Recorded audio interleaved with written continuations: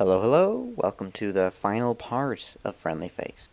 This story has been really weird so far, and I'm thinking it's only going to get darker, because it's been pretty dark so far.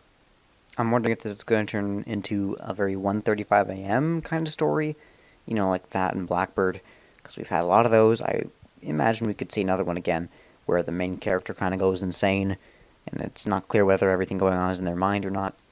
I guess we'll have to find out. Let's continue. Edward sat up in bed.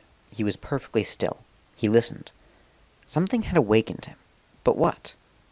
Outside, rain still drummed on the roof. The thunder was so loud and so powerful that each reverberation made the house shake. Was that what had yanked him out of sleep? He frowned and kept listening. He didn't think so. The sound that had disturbed him hadn't been an ordinary sound, and it hadn't been a loud sound. It was a subtle sound, a sinuous and sly sort of sound, something like a pattering, but not a friendly pattering like the rain. Edward reached over and turned on the small brass lamp that sat on his oak nightstand. As soon as he rotated the switch, a bolt of lightning lit up the shade pulled over his window, and his nightstand light went out. And so did his nightlight. The storm had taken out the power. Great. That was just great. Edward felt around in the dark and pulled open his nightstand drawer. He grabbed his flashlight and turned it on. Hesitating to see if he could talk himself out of believing he'd heard something, Edward failed to do so and forced himself to get out of bed.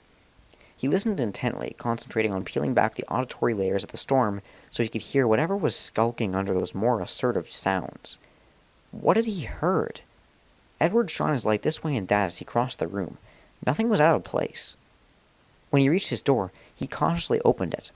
He peered out and pointed the beam of his flashlight down the hallway. The hall was empty. Edward tiptoed down the hall and aimed his light into the living room. It looked perfectly normal. From behind his mom's closed door, he heard snoring. She was a heavy sleeper. Edward continued his tour of the house, checking in his mom's home office, in the bathroom, and in the kitchen. Nothing was out of place. He returned to his room, got in bed, and turned out his flashlight. As soon as he lay his head back on his pillow, he heard a creak. Edward stiffened. Had he imagined that? If he hadn't imagined it, did it mean something was in the house? Something? Why did he think something? Wouldn't it be more reasonable to think someone? Reasonable, sure, accurate, he didn't think so.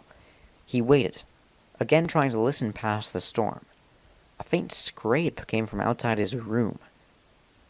Edward flipped on his flashlight again. He shined it at the door, spotlighting the doorknob.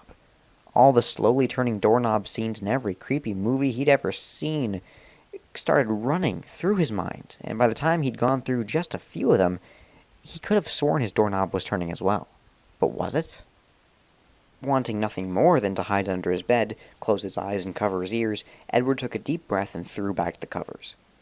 Keeping his gaze on his doorknob, which didn't seem to be moving at all, did it? He crept across his room, leaned against his door, and listened. Rain continued to batter the house. Between blasts of wind, thunder detonated, always just a second or so after the room blazed bright for an instant. The lightning was hitting close by. Between the rain's thrum and the thunder's bellows, Edward had trouble picking out any other sounds. But wait, what was that? He frowned, pushed harder against the door, and concentrated.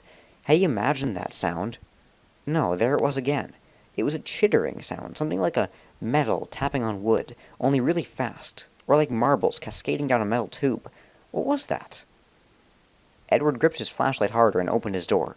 His flashlight was pretty bright, 2400 lumens, so he was able to brighten the entire hall when he aimed the light straight ahead. The hall was, as it had been before, empty. He swung the light toward the opening to the living room. Shadows from beyond the opening hunched in front of him.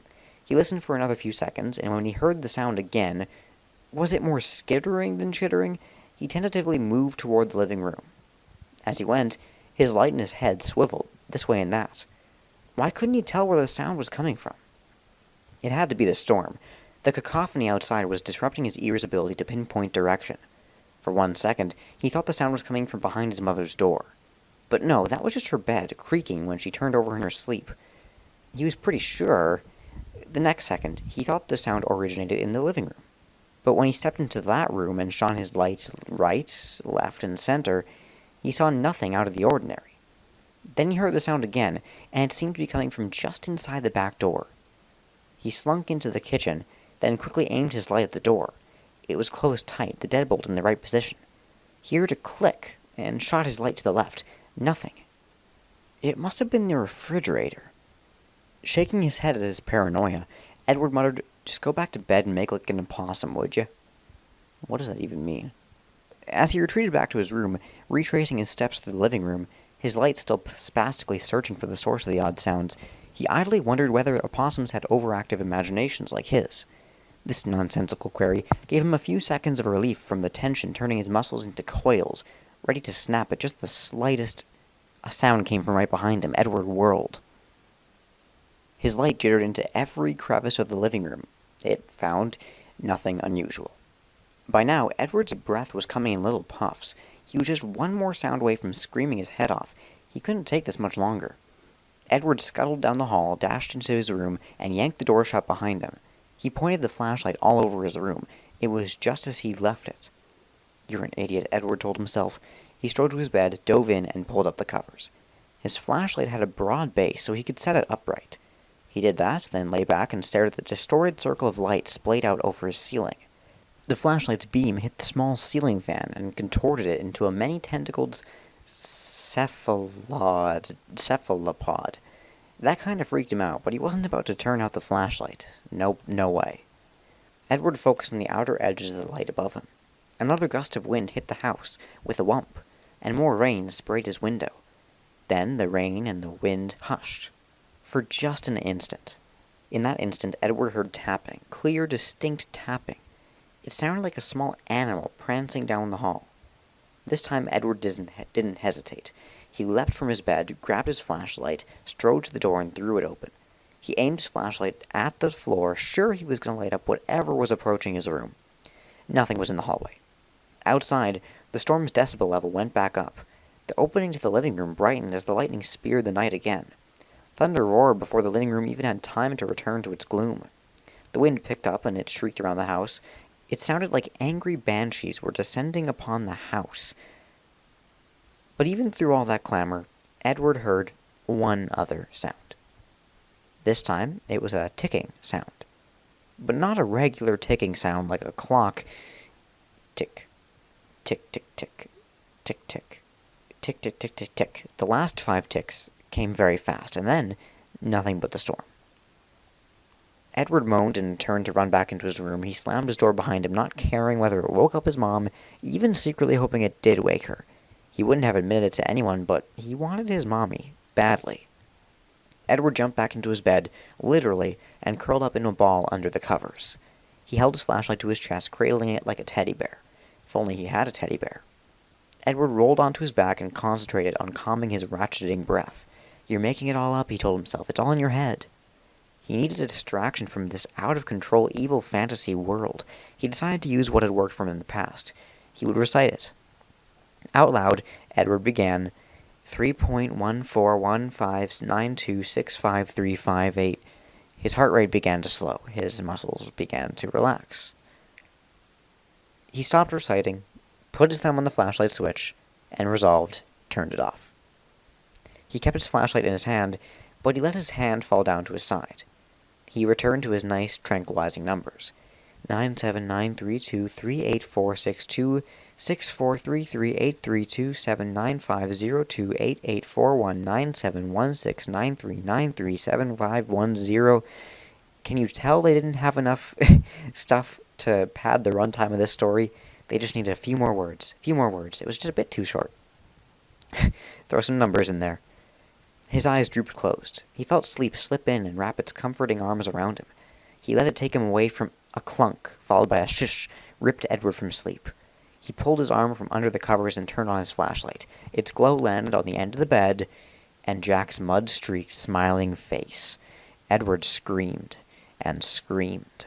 Continuing to scream, Edward thrashed backward in bed, his legs kicking out. His covers got caught in his gyrating feet, and the sheet and blanket pulled off the bed and landed in a pile on the floor. Edward's bedroom door burst open, and his mother ran into the room, her own flashlight bobbing out in front of her. "Edward?" She was out of breath. "What in the world?" In a half-second, Edward took in his mom's tangled hair, her pale makeup-less face, her wrinkled nightshirt, then he looked beyond her, trying to spot the familiar visage he knew was attached to a robotic cat. It was no longer at the foot of the bed. Where did it go? It had to be in here someplace. She straightened and then bent over again and picked up his covers. Setting down her flashlight, she arranged the covers on the bed. Edward realized he was still crouched by his headboard. He made himself stretch out his legs, and then he slid them under the sheet and blanket. Must have been a bad dream. His mom sat on the bed next to him. It's the storm. It's messed up my sleep a little, too. Edward nodded. Come on, let's get you tucked back in, his mom said.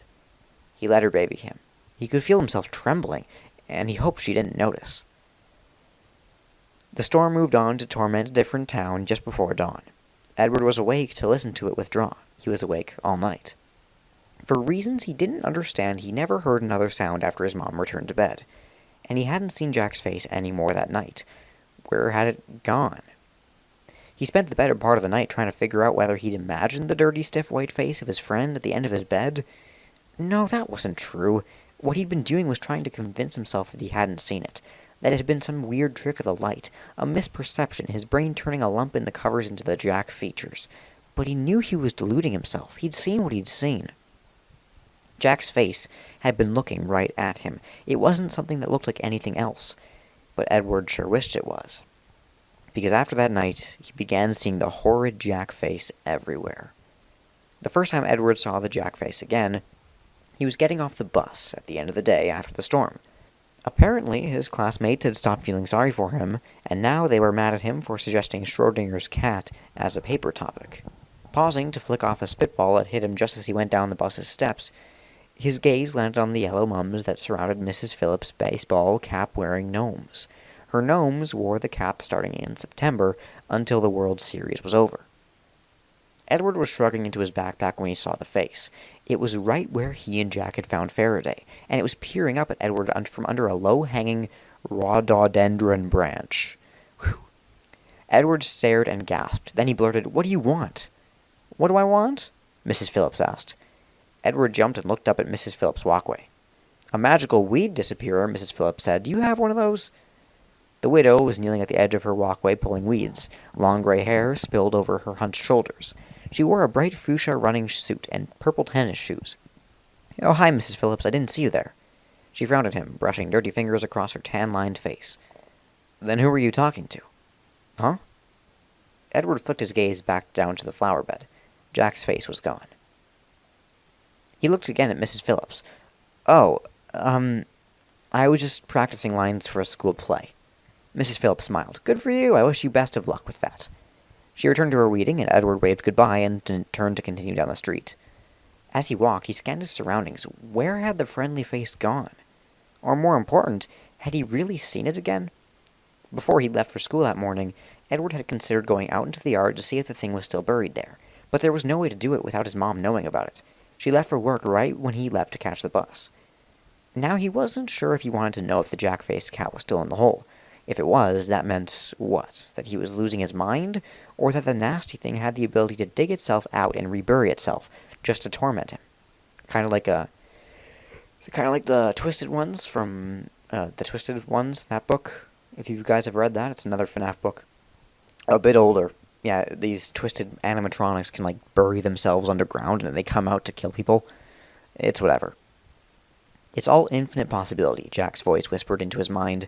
Unfortunately, Edward wasn't a fan of duality right now. It suggested far too many alarming options.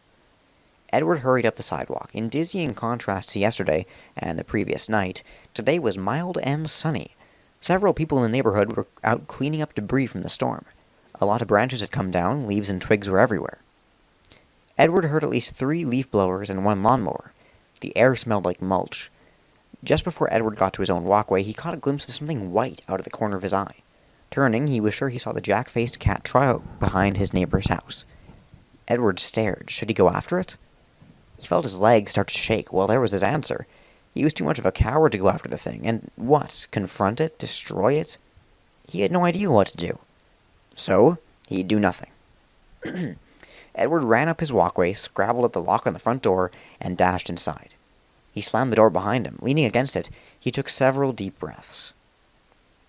Should he go back in the backyard? Should he dig? Well, he had to. Heading to the door before he could change his mind, Edward went out into the backyard and looked at the spot where he'd buried the jack-faced cat. The mound was flattened down, but the rain could have done that. Given that a small puddle had collected on top of where the mound had been, that was likely. Other than the puddle, the area looked just the way Edward had left it.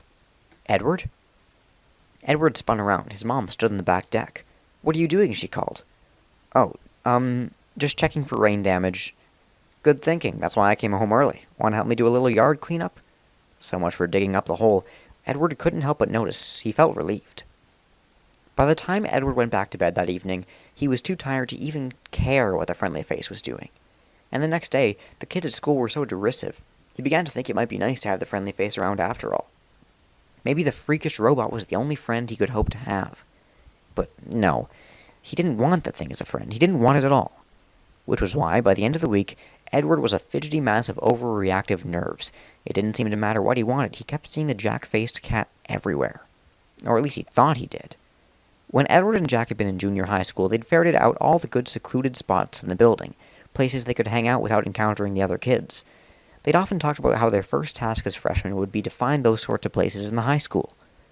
Well, Jack wasn't here to help, but Edward was still looking for seclusion, and he found it.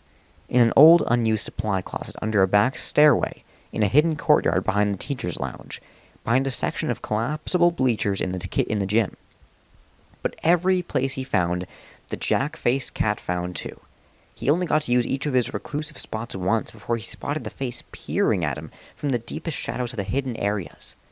Twice he was sure he saw the friendly face hunched under the bushes near the school's entrance, tucked away among the leaves, just out of view of the casual passerby. At home, he spotted Jack's face in the bushes and plants of his yard, poking up through the hydrangeas outside the kitchen window, peering past the boxwood hedge outside the living room window, and lurking in the branches of the drooping forsythia bush under his own window. And the sounds he'd heard the night of the storm, now he heard them everywhere. Chittering, ticking, bizarre pneumatic pattering sounds. He heard all the time in this hiding place at school, in this other hiding place at his house.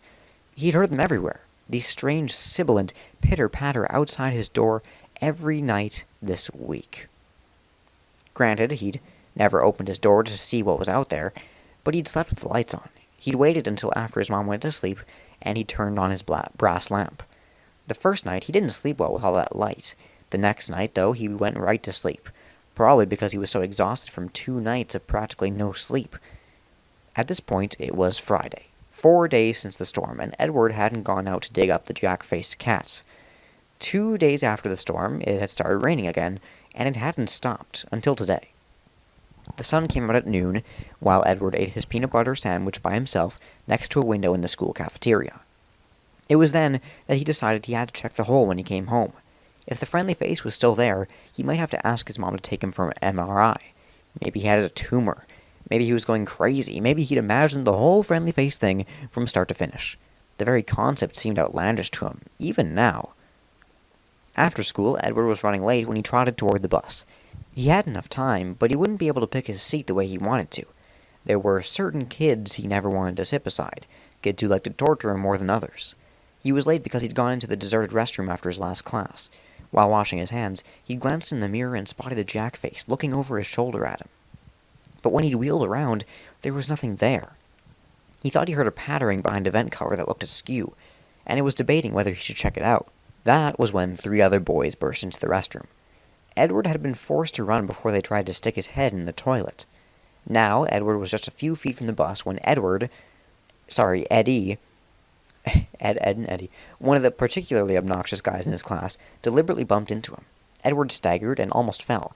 He was close enough to the bus to put out a hand and catch himself. When he did, he got a glimpse of the jack face peeking out at him from behind the bus's back fender.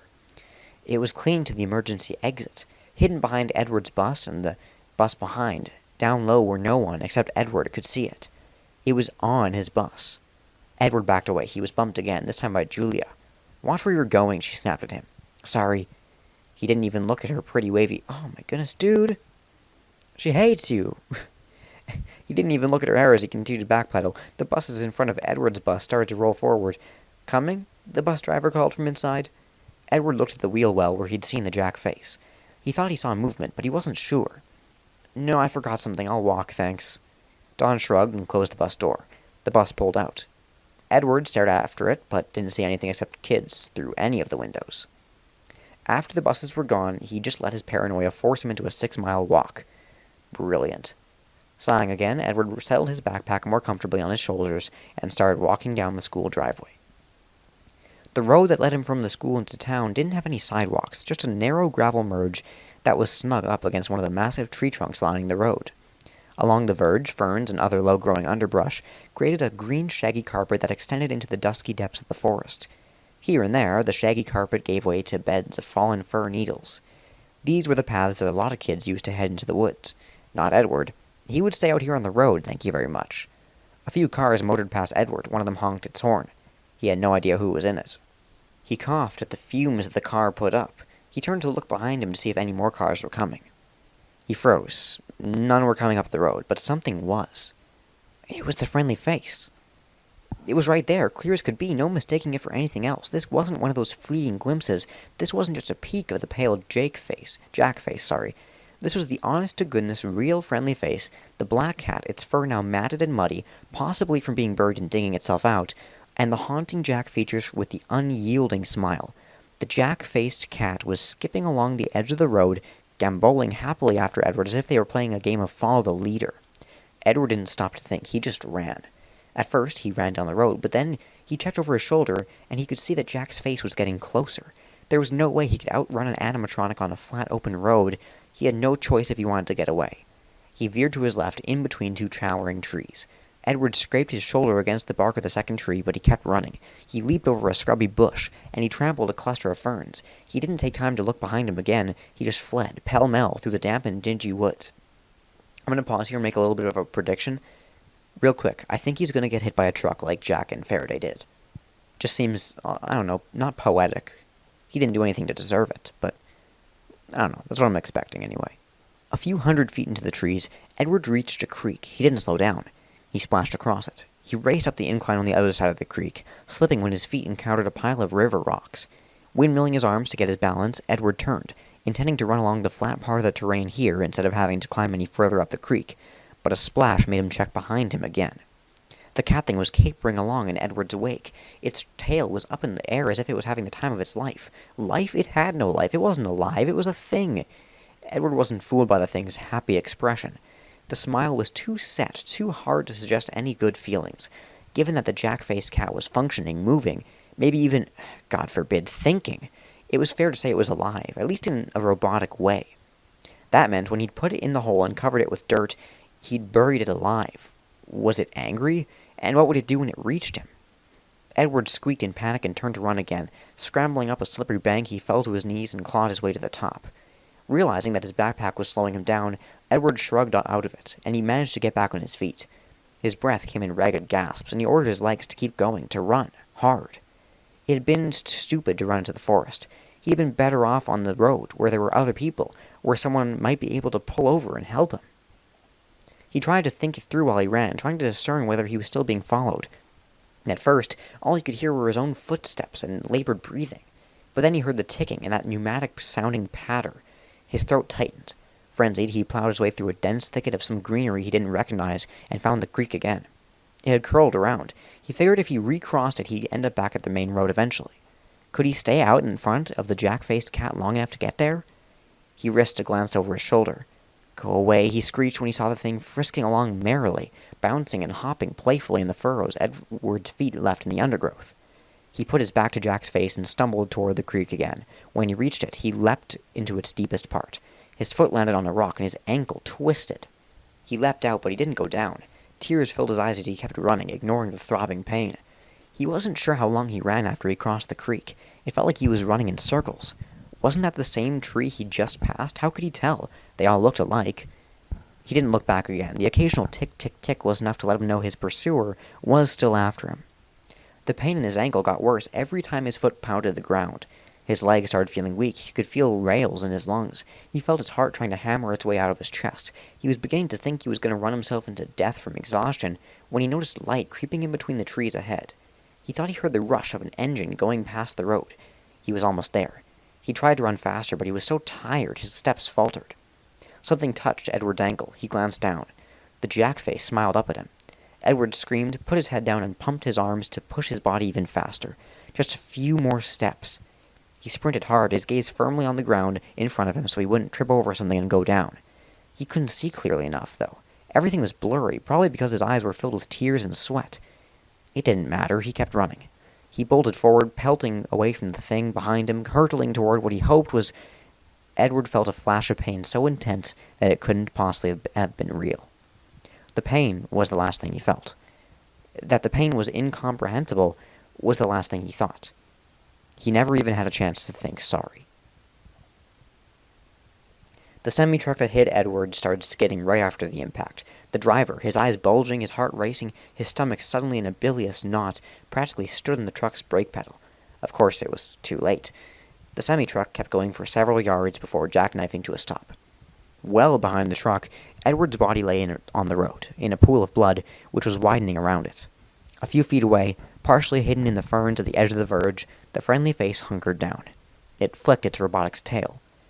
Its smiling jack face kept its gaze serenely focused on Edward's still form. It would wait now. It would wait patiently for Edward to get back up so they could play some more. Wow. Okay. So, first thing I'll say. One critique. Again, not very FNAF related.